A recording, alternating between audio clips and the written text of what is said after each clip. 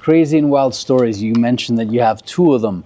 One's to do with corruption, I believe. Is that what you said? Well, And the other one? and attempted corruption, but this highlights how innocently corruption can occur. All right. And I'll explain the situation. So this was back, I don't know, late 90s, early 2000s. I was working as a reserve police officer at a small town in rural South Texas, which means you are a volunteer officer. You volunteer on your time off to serve the community as a police officer. You have all the same, it's the same commission as a paid police officer, but you're reserved. So it's a way of giving back to your community. Anyway, so I was working one evening and I stopped a vehicle for suspicion of driving while intoxicated. Vehicles all over the road. Made contact with the driver, male. He's wearing scrubs. He turns out to be a nurse at a local hospital, had just finished his shift and was headed home and snockered. In the back seat, there's a 24 pack of beer, unopened. It's still sealed. But in the center console, I see a little baggie of white substance, and I was like, you got to be kidding. Plain sight? So pull the guy out. I had a couple of other officers come by, kind of see what's going on for officer safety. Guy's very compliant. He's snockered. That's a very interesting term. I've never heard that. It must be a Texas he's drunk. term. Okay. He's drunk, right? But now I have two violations: driving under the influence of alcohol or drugs, because I don't know how he's impaired with what substance, either alcohol or possibly cocaine or whatever that white powdery substance is that I see on the dash. But that's a misdemeanor. But in Texas, any amount that you're in possession of cocaine is an automatic felony. And so you always go with the higher charge, so it's possession of cocaine, and it's an easy arrest. You're in control of the vehicle, the cocaine's in the vehicle, it's yours, boom, automatic arrest, right? Easy case, shut, open and shut. The DWI, now I have to prove a whole lot more. Anyway, so of course I'm going to go with possession of cocaine. I make the arrest. Guy's compliant. Why? Because he's drunk. He's not fighting back. He's a lover, not a fighter type of guy, if you know what I mean. Mm-hmm. Very soft. So I get him stuffed in the vehicle. And of course, now I have to call a tow truck and inventory the vehicle, inventory the contents of the vehicle, things of that nature. And then we have the tow truck tow it off. Well, one of these other officers, this guy's an employed officer at this agency, has a drinking issue, we'll just call it like that, and he sees the beer in the back seat of the car while I'm doing an inventory, and he's like, oh, dude, he's got a 24-pack in the back seat. I'm going to take it. I was like, whoa, what do you mean you're going to take it? He's like, I'm going to take it. He's so drunk, he doesn't even know what he's got in this car. And I was like, no, sir, I know what's in this car. You put it back. And he's like, oh, come on, Ed. He won't even know that's been taken. He's already got it in his hands outside the vehicle. And I said, you put that back. That's not yours. And he's like, but no, it's like he doesn't need it. He doesn't. I was like, I know that it's there. If you don't put that beer back, I'm going to file on you for theft. And he's like, are you serious? You would do that to me? I said, you damn right. You put that beer back into this car because it's on my inventory. So he puts it back, and he's all pissed, bent out of shape. Make a long story short, we get the vehicle towed. I get the guy over to the jail. I get him stuffed in his cell, processed, fingerprinted, all that good stuff. And this officer comes up to me. He's like, really it, man? You would have filed on me, a fellow law enforcement officer, for doing that? It's like, absolutely, dude. It's theft. It's not your beer. It's like it's a 24 pack, dude. When you get off, go buy yourself. It's like $10. All right? Go buy your 24 pack and take it home. That must have been a long time ago. a long time ago. $10 for a 24 pack. I don't know, 10, 12 bucks, I don't know what it was back then, right? But yeah, so had I been a different officer, or maybe there had been a different officer, but here's the thing. The mere fact that the officer tried to do it with me means he's done it before. And not to mention how comfortable he was at doing this, that he didn't even bother asking or hinting at it. He just took it. That's one. And two, how shocked he was that you were going to file on him, which means that other police officers were open to doing so as well. Absolutely. Absolutely. It's a pattern of behavior. And so, yeah, that really did happen. Here's another thing, though. I didn't tell my chief about it. But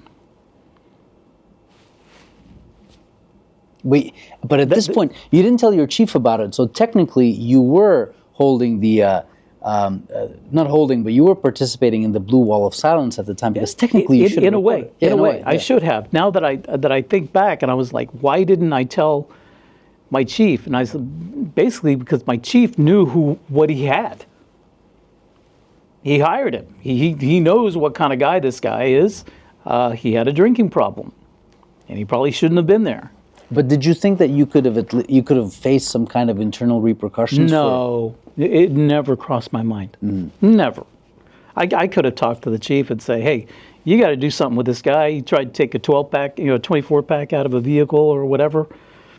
And I don't know what the chief would have done. Probably, between you, me, and the fence post, and everybody here, nothing.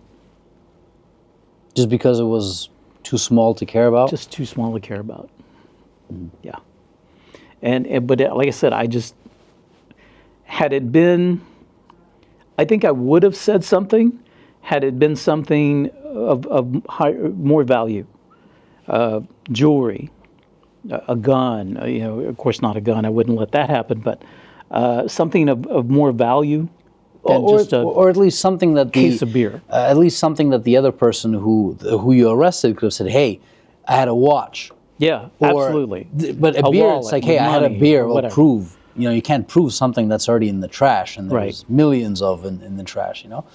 So yeah, that's completely understandable as to why you did what you did. But that's one interesting story. What about your second one you mentioned? And I assume there's a lot more. You just picked up. I'm just cherry picking, but the second story that I'm going to tell you about it totally different vibe and tone from this particular story. And I'll never forget this. And in fact, I just saw something on YouTube, and I'll share the picture with you if maybe you want to put it on and share it with us. But this again was mid-90s. I was working as a reserve officer, but I could do time. And I was riding with a trooper one night, and he had just picked me up, and we were going to go meet another trooper who was working that night at his fiancee's house and have dinner, and then go on patrol about 7 o'clock at night. So we're on the way, get a call of a vehicle accident. A vehicle went into a canal, and there was 4 occupants in the vehicle, 2 adults, 2 children. 2 adults made it out of the vehicle. There's still reports of 2 children inside the vehicle. So we head out over there, and it's an area that was called the Low Water Bridge. And this is a canal that had a bridge that was maybe just barely 2 to 3 feet above the water line. And there's this bridge, and just really no barriers. It's just an old bridge. And there's an embankment on both sides.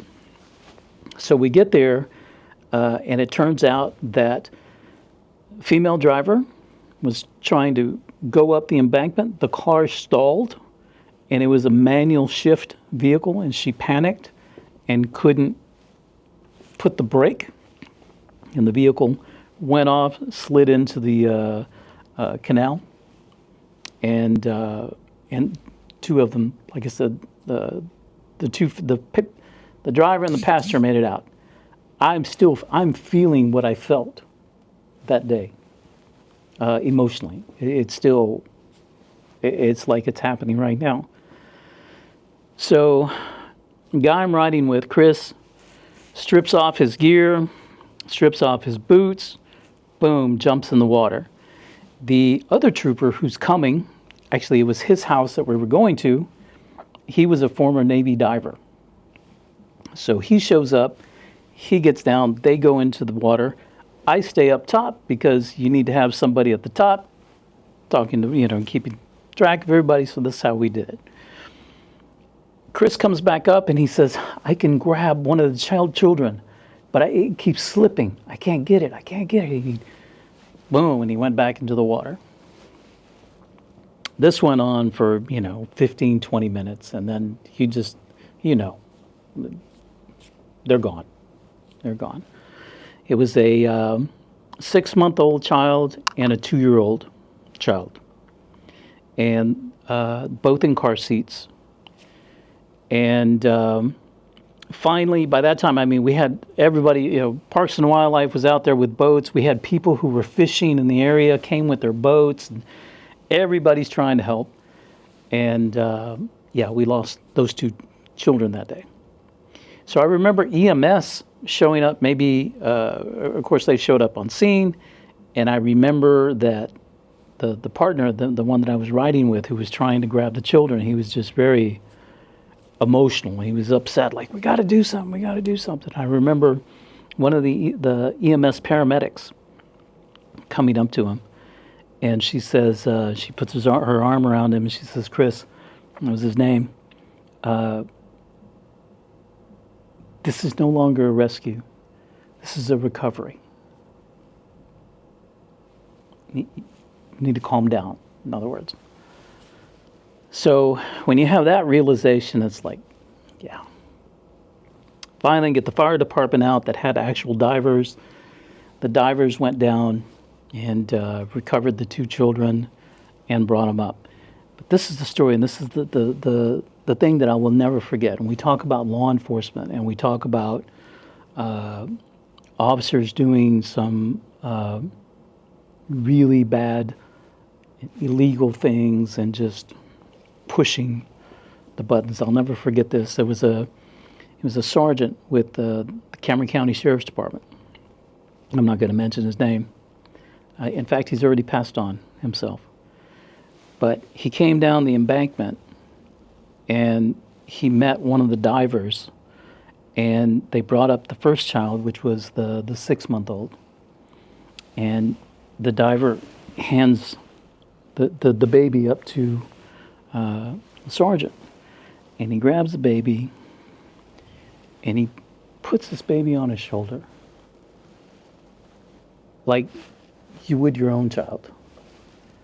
And another paramedic came up and gave him a little blanket, but instead of covering the entire child, he just wrapped the child like this and walked up that embankment with such dignity, peace, and as a father, it chokes me up today, dude.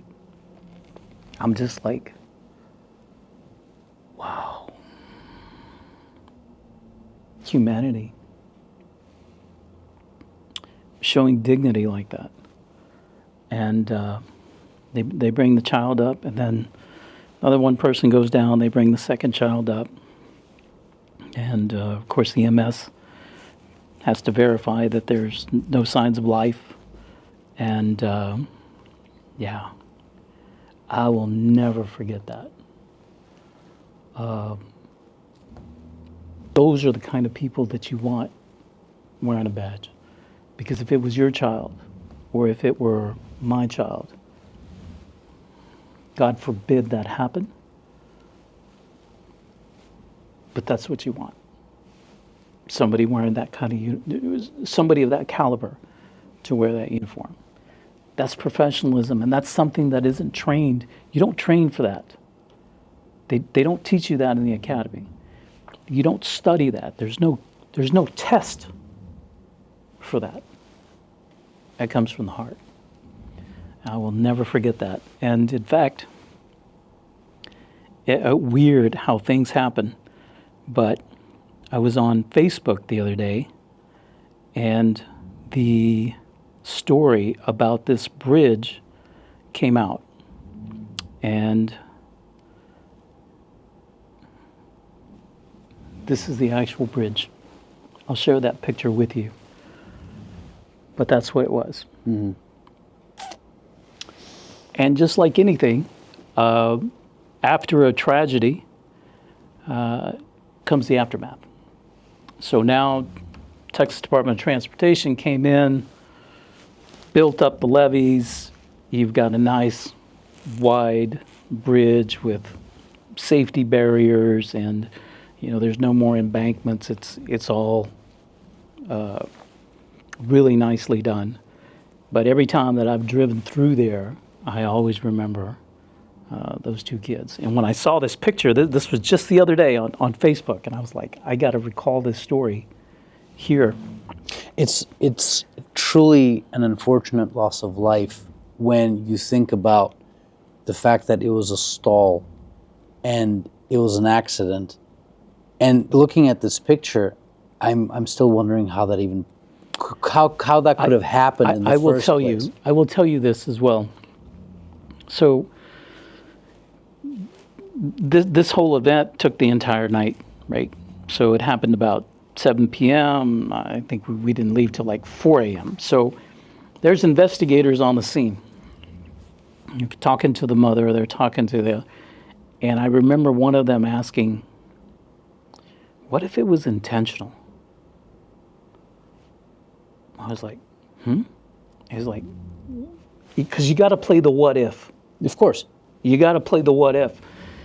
So another very professional investigator has to separate his feelings and emotion from all this and just looking at facts. And he's like, what if it was intentional? And he's like, I don't want to think that, but we got to look into it. But it turned out to be just driver inexperience, driving a shift vehicle. And of course you can see where you've got to go up that and you've got to give it some gas, and I guess missed a clutch or missed whatever and panicked. And then you push down and now your gear isn't engaged, and she keeps coming back and just didn't hit a brake. It's just an unfortunate accident. Well, let's finish off with something a little bit more recent. And I know that before we started this conversation, you wanted to talk a little bit about this incident that recently happened where a Ukrainian refugee got stabbed fatally. I can't remember exactly in which state this happened, but she just entered the subway. There was a man sitting there who was tweaking out from what I've seen on video, and he just all of a sudden stood up and decided to end the life of this girl. And the interesting part is, it seems to be very, very unnoticed in Western media. Why? Yeah, it's very interesting because I was thinking about this. So let's describe what happened. Okay? So there's several different ways to describe it. The first way would be a 23-year-old female was assaulted by a 34-year-old male while on a suburban train in Charlotte, North Carolina. The male attacked the female with a knife, and the female subsequently died from injuries sustained from the attack. Everything I've just said is 100% factual. Let's tell this story again. A 23-year-old Caucasian female was brutally assaulted by a 34-year-old black male while riding the suburban train, and she was killed. Another way to say this, and this will be the last one, a 23-year-old white female, a foreign refugee from Ukraine, was assaulted by a 34-year-old black male with a extensive history of assaults and felony activity, had been incarcerated 14 times prior to that, cut or attacked this young woman in the chest with a knife, and she succumbed from her injuries. So one of these you can politicize, and another, and the first variant that I told you, you can't. Well, what's being played out right now in media, especially on X, because this event occurred August 22nd. I thought it happened last week or I thought it happened last week, yeah. No. It's only now hitting the news on X. Last night it totally blew up. The reason it blew up is because they finally released the video of the attack. And you can see the wagon, right, the train, and there are there's 6 people seated in this area. The victim, the assailant, and then there's 4 other individuals in this area. The attack was this quick. There was no, usually we talk about an attack coming, there's some sort of furtive moves, right? You could see somebody square up, you could see going for a weapon or whatever. This one was, this guy's sitting down in a chair, in the seat, pulls out a knife, he gets up rather nonchalantly, not really, and suddenly boom, boom, boom, and then he nonchalantly walks away. Yeah, and I noticed on video that there are people just standing there, and it's like they didn't even notice what happened. So part of me looks at the video because nobody else reacted. And the victim herself was in shock. You're like, what happened? I didn't even see this coming. And you have people who are in that area and they're looking, and one of them just says, I'm out of here, walks away. There's another lady seated right across from the victim, and she's just either focused on something else or just like, I didn't see this, I don't know what's going on, I'm out of here. Stayed there. At some point, there's a bystander, another person from the train comes up, takes out a phone while the victim has collapsed, bleeding out. I mean, there's just blood everywhere. And he's filming or taking pictures. And I'm thinking, okay, I'm trained. I see blood. Blood should be inside the body and not outside the body. Makes sense. So find where they're bleeding from and apply pressure. That's simple first aid. And if I can't, then you look for some sort of cloth or something and just apply pressure, right? And yelling to people, call for help, call for help, call for help. That's basic first aid. And no one came to this young woman's aid for 45 seconds, a minute after. I haven't counted. But it wasn't like instant. It wasn't any of the three dudes that were in the back. It wasn't the lady next to her who could have called, or nothing. You see another individual come in, and he immediately goes down to her, sees what he tries to grab her out, and immediately starts putting pressure.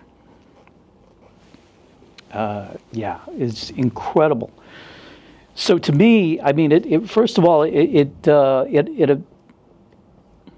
hit me on many different levels. First of all, as a father who has a daughter in that same age range, that's one, right? The human part of it, the dad part of it. The second one is wanting to help, to do something. You see blood, okay, blood needs to be in the body, you need to stop it. And you don't see that. And then the third is when you see useless individuals, call it whatever. Yeah, maybe they were in shock. Maybe they didn't realize what was happening. Maybe they're just desensitized to random crime. Maybe they're just pieces of shit. I don't know, right? I don't know. But just the lack of empathy, the lack of compassion, the lack of just human action to help somebody in need, it just sickens me. And it's like, is that America? Is that what America is like? Is it a majority of America like that? Or is that just that particular area? Is it just that particular city? Is it just that particular demographic? Is it just that particular race? I don't know. But yeah, it was. It has sparked a huge debate in the United States. So now people are talking about the death penalty again. That's on the high topic. Now they're talking about, oh, we've been too soft on crime, right? Democrats have been electing these or appointing these very liberal judges that just let these animals loose after they commit these heinous crimes. So there's that conversation. Then you've got the conversation, well, if she was black and the victim was white, there would be race riots and all that lit up. Nobody's talking about it. Liberal media is I didn't listen to it. So maybe I'm characterizing it wrong. Maybe I'm talking out my behind. But there was a commentator on CNN that was basically excusing the perpetrator because this is all about race relations. And you know what? This is something that we may actually have to talk about next time we do an episode, if we want to call it, because the race relations aspect of living in the U.S. is extremely interesting and extremely complicated. I know that there's even a GoFundMe campaign for the injustice that, according to them, the injustice of what's being done to the perpetrator. And you have to wonder, how is that even possible? Like, I get that there are women who are usually fans of people who are in jail. There are those. There's a demographic of they love it for some reason. It's sociology, psychology. I will never understand why, but they love it. But when you see something like that happen on camera, and you dare call it the persecution of the perpetrator, and you raise funds for that person, that's something. That's a whole nother level of illusion or delusion, whatever you want to call it. But on this weird note, where we have a Russian and an American discussing the fate of a Ukrainian in North Carolina, I think we have to end this particular video. And I want to thank you for your time once again, Eddie. My pleasure. And it's been a very interesting conversation. So like, subscribe, and stay tuned for more. Eddie's channel will definitely be linked in the description below.